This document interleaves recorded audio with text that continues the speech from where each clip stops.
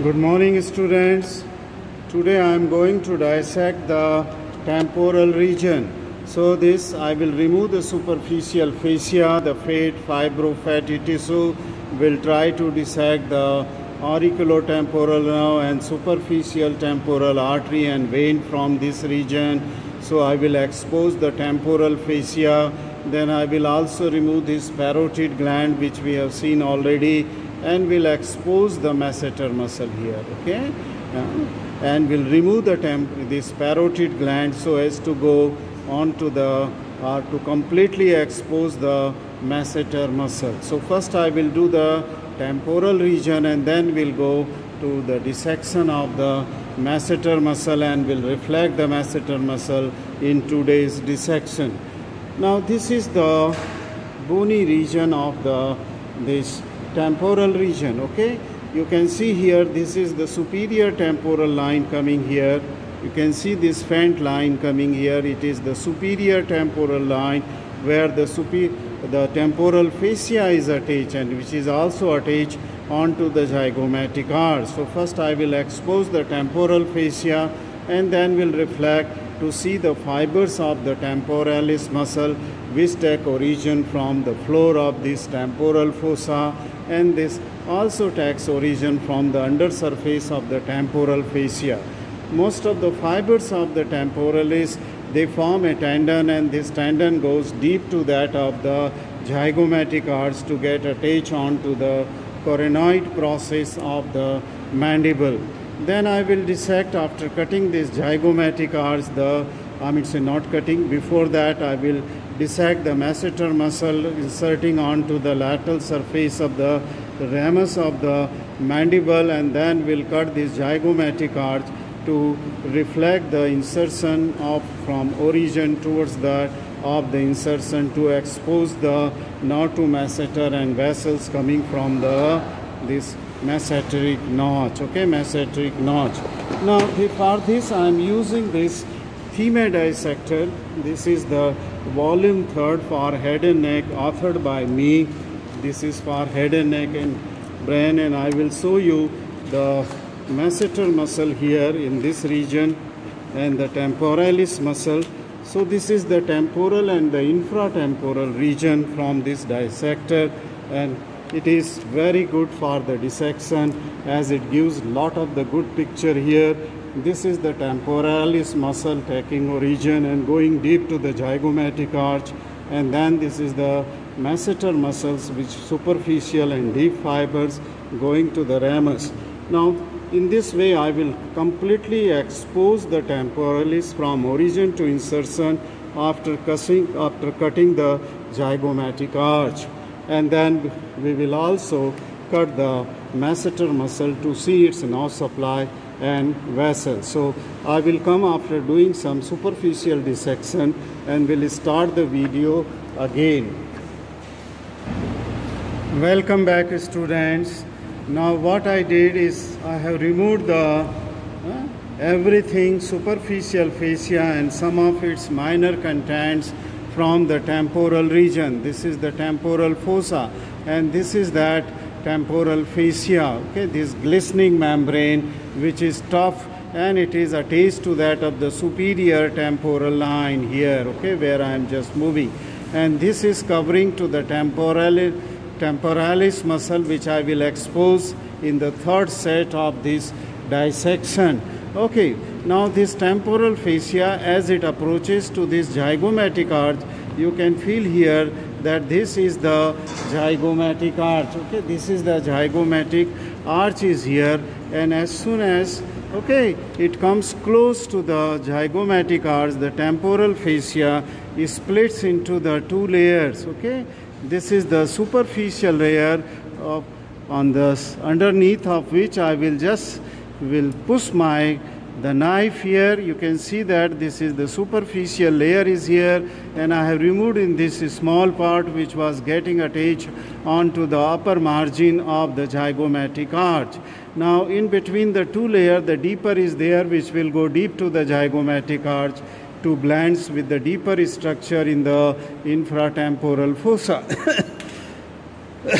Now in between the two layers there is a fibrofatty tissue are present, most of which I have removed, and some of this yellowish structure which you are seeing is just above the zygomatic arch between the superficial and deep layer of the temporal fascia. Okay, let us come to see. I have cleaned the masseter muscle from this area. This was the parotid gland. Along with the duct, I have cut the superficial part of parotid gland and along with the duct and reflected onto the opposite side just to have the landmark whenever it is needed. Now this is the masseter muscle. You can see in the whole of the lateral surface taking origin from the lower margin of the zygomatic arch, and it has two heads. You can see here this tendinous origin from the zygomatic bone most anteriorly and the muscular origin from the posterior part, and the fibers they are running backwards and downwards, backwards and down. This is the superficial strata, and it is getting attached onto the ramus of the mandible on its lateral surface. This is the angle of the mandible, which I am feeling here the angle. So this is above the angle of the deep head. If you can see here, can you see here these vertical fibers of the deep head? A small part which I have exposed here, it is the deep part which is going vertically downward after taking origin from the undersurface and the lower margin of this zygomatic arch to get deeply into the ramus of the mandible. Now what I am going to do here is that, as per the dissector's manual here and its instruction here, I will just remove with the saw, will give a cut here just at the anterior margin of the origin of this masseter muscle, and will give incision in the zygomatic arch at the posterior margin of the deep part of the masseter muscle. And along with this zygomatic bone, I will reflect the masseter downward so as to expose the undersurface of the masseter, and in which we will get the nerve, masseteric nerve and vessel coming on the undersurface of the masseter. This completes the superficial part of the temporal region.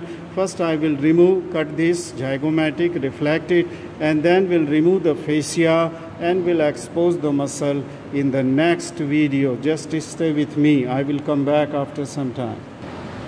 Now students, for this masseteric muscle, I have given a cut on near its anterior border, okay, of the origin from the zygomatic bone itself and from the posterior border of the origin of this bone, okay, origin of this temporal. So at these 2 points I have given a cut with the saw and reflected it downward carefully.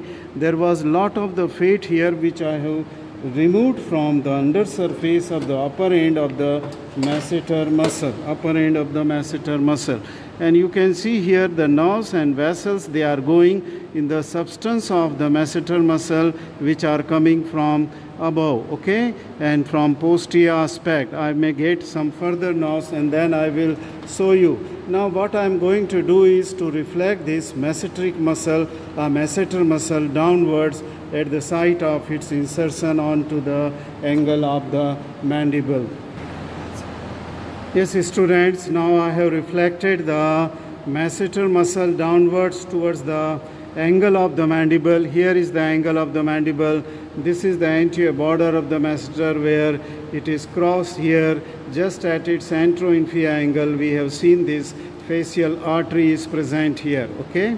After just bringing it down along with the zygomatic arch here, what we see is that the ramus of the mandible, which was giving attachment to that of the deep surface of the masseteric muscle.